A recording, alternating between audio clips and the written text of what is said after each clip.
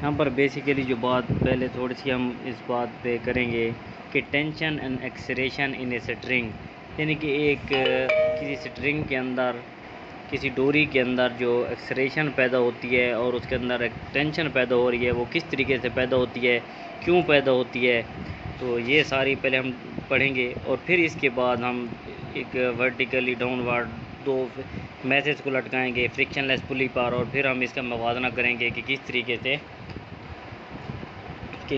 से हम इसको हल कर सकते हैं। तो पहले हम क्या करेंगे, इस चीज़ के बारे में पढ़ेंगे। अगर आपके सामने देखें कि ये एक स्टैंड बना हुआ है, यहाँ पर हमारे पास ये जो टी शो कर रहा है, किस चीज़ को शो कर रहा है, एक मिनट, ये यहाँ पर अब देखें तो ये जो टी टेंशन को शो कर रहा है,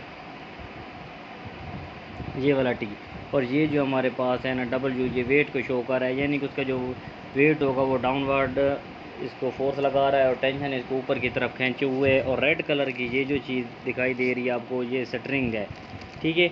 और ये हमारे पास क्या हो गया, एक मैश है जिसको हम कोई भी नाम दे सकते हैं। लेट करते हैं हम इसको नाम एम का दे देते हैं, ठीक है, इसको एम नाम दे देते हैं। और ये हमारे पास एक सपोर्ट है, और ये जिस स्टैंड सा बना हुआ है जिसके ऊपर इसको हमने लटका के रखा हुआ है।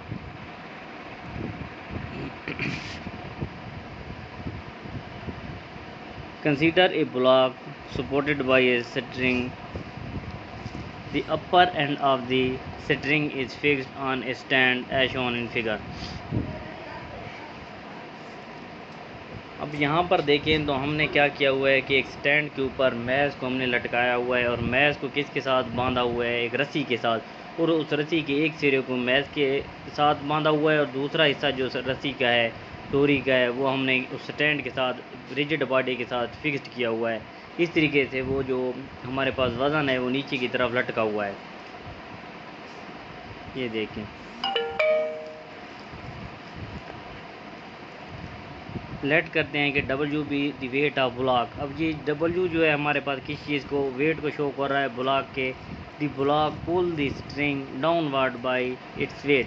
तो ये जो ब्लॉक है ये उस रस्सी को नीचे की तरफ खींचे हुए है, क्यों, क्योंकि उसका वज़न इतना है कि वो उसको नीचे की तरफ खींच के रखा हुआ है, और उस रस्सी के अंदर, उस डोरी के अंदर एक टेंशन सी बनी हुई है जिसको हमने टी का नाम दे रखा है।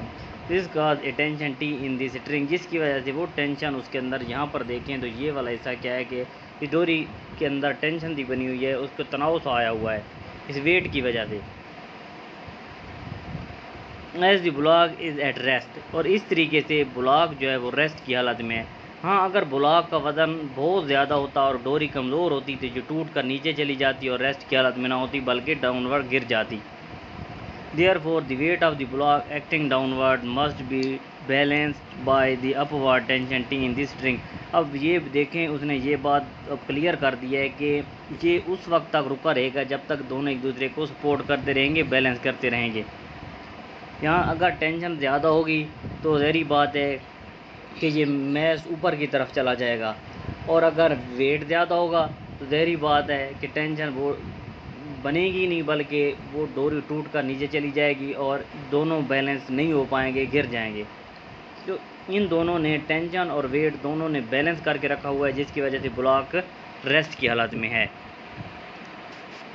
Thus the tension T in the string must be equal and opposite to the weight of the block. तो यहाँ पर देखें तो यहाँ से ये साबित हो रहा है कि टेंशन और वेट दोनों बराबर हैं लेकिन अपोजिट फॉर्म में है। टेंशन को भी हम ये भी टेंशन भी एक बेसिकली फोर्स ही होती है जो अपवार्ड लग रही है, और वेट भी बेसिकली एक फोर्स ही है जो डाउनवार्ड लग रही है। दोनों बराबर हैं इसलिए कैंसिल हो रही हैं। तो ये वेट जो है हमारे पास क्या है, ये ब्लॉक जो है ये अपनी जगह पर ही खड़ा हुआ है, इसलिए ये नीचे नहीं गिर रहा। अगर इनमें से कोई एक भी ज़्यादा हो गई तो ये अपवार्ड चला जाएगा या डाउनवार्ड चला जाएगा। अब हम बात करते हैं इस पर पुली के बारे में कि फ्रिक्शनलेस पुली जो है ये क्या है। यहाँ पर देखेंगे, इस पर देखेंगे vertical motion of two bodies attach to the end of a string that passes over a frictionless pulley. हमने क्या किया हुआ है कि ये आपके सामने, मैं आपको एक मिनट ये करके दिखा देता हूँ। यहाँ देखें, ये आपके पास एक फ्रिक्शनलेस पुली है, ये जो रेड कलर की बनी हुई है ये, ठीक है। और ये आपके पास रेड कलर की डोरी है, ये ऊपर रिजिड बॉडी हो गया, नीचे ये हमारे पास एक मैश हो गया, एक मैश ये हो गया, जहाँ इस डोरी के अंदर टेंशन ये पैदा हो रही है और इस डोरी के अंदर ये टेंशन टी पैदा हो रही है। इसको हमने ए का नाम दे दिया और दूसरे को हमने बी का नाम दे दिया, दोनों ये हो गए इस तरीके से। अब जो डाउनवर्ड वेट की फोर्स लग रही है, अब यहाँ पर W भी लिख सकते हैं, यानी कि W1, और यहाँ पर W2 भी लिख सकते हैं, क्योंकि वेट की फोर्स mg की इक्वल होती है, इसलिए उसने क्या कर दिया है कि m1g लिख दिया और यहाँ m2g लिख दिया है। अब यहाँ पर थ्योरी के अंदर क्या कहता है कि consider two bodies A and B of mass m1 and m2 respectively. अब यहाँ पर देखें तो दो मैथ है हमारे पास, एक को हमने m1 का नाम दिया और एक को हमने m2 का नाम। ये हमारे पास अगर हम इसको m1 का नाम दे देते हैं और इसको हम m2 का नाम दे देते हैं, एक ब्लॉक को हमने नाम दे दिया A का, दूसरे को हमने नाम दे दिया B का। और यहाँ पर थोड़ी सी बात है कि m1 जो है वो थोड़ा सा बड़ा है कि इससे m2 से, ये आपको वाज़े नज़र भी आ रहा है। यहाँ पर अगर देखें तो m1 जो है A ब्लॉक जो है वो इस B ब्लॉक से थोड़ा सा बड़ा है।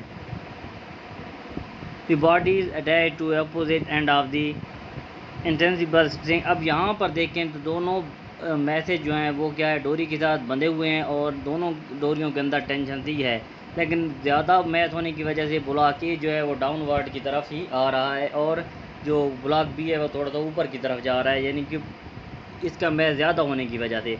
अगर दोनों का मैथ बराबर होता तो ये अब रेस्ट की हालत में रहते और एक ही जगह पर रहते, लेकिन अब ए का मैथ ज़्यादा होने की वजह से वो डाउनवर्ड मूव कर रहा है।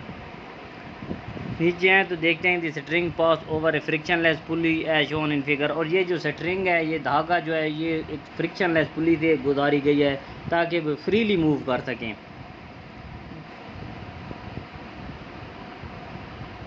अब यहाँ आते हैं, the body A being heavier must be moving downward some acceleration.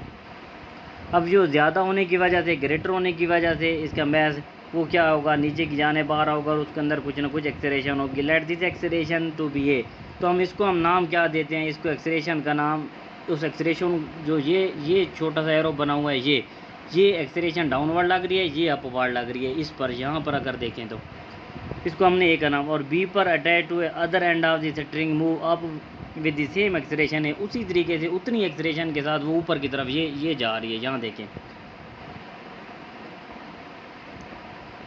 as pulley is frictionless, hence tension will be the same throughout the string. Let the tension in the string be T।